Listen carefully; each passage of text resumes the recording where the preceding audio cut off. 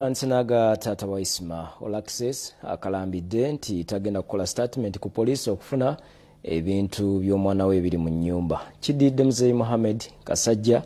okugenda Olaxes gy'abadde asula n'asanga okusoomozebwa okuyingira agiye ebintu. Ono tumusanze mu maka ge ezzana. Olunaku olw'eggulo Isma Olaxes abadde president wa blogger mu Uganda aziikiddwa ku byajjajjabi ku kyalo Katwe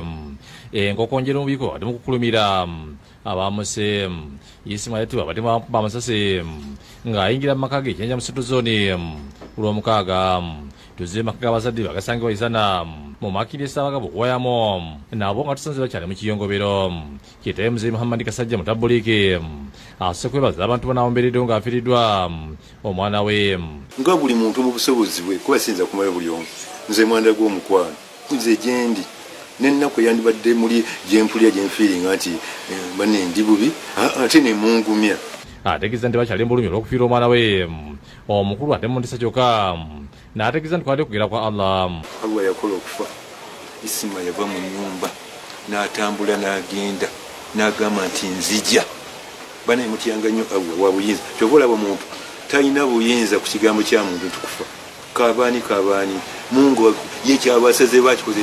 olwo Isima mutabani yava mu nnyumba ng'amanyi nti akomawo naye nga malayika zawandiise dda nti gwe Isima nakuweziti ze wazaalibwako ate nakuweziti saabweziti ogenda kufa ono alambulira Simba okulaba mutabani we era nti yasooka kukkiriza ng'afunya muwulire nti atemuddwa nga bagenda okulaba kiriyo era batukubira esimu uno ali muki mwali mu mmotoka akyali ku ssimu era yalwamu kubanga essaawa 3 oza bamugyamu mu mmotoka saa 7 ez'ekiro ombaluke bamutwale mu ddwali omulago asabye bannannyini mayumba okuteeka kamera eziketta ku bazzi abakumu kukwata n'okulwanyisa obumenyi bw'amateeka abazimba libeere nga tteeka bwebanga obukamera bwajja bwali ekisenge kiri kumpi kilomita meka lwaki buli omu tateekamu kubanga omuntu omulaba eggulo limu nga atenze bwereere pulya nti yabadde naye agamba nti tojja gikyeke naye nga wali n'obwogenda n'otunulawo kyokka agambye nti poliisi mudde akaseera akazibu kugenda okuyingira mu nju y'omugenzi mwabadde abeera wabula emaze nemukkiriza naye temuganyiza kuggyayo bintu by'okuggyako ng'akoze statement wetusala kufu tulabe biki ebirimu kubanga emanju yasiba eri munna waggulu kofikala mujje mala okukola statement neŋŋamba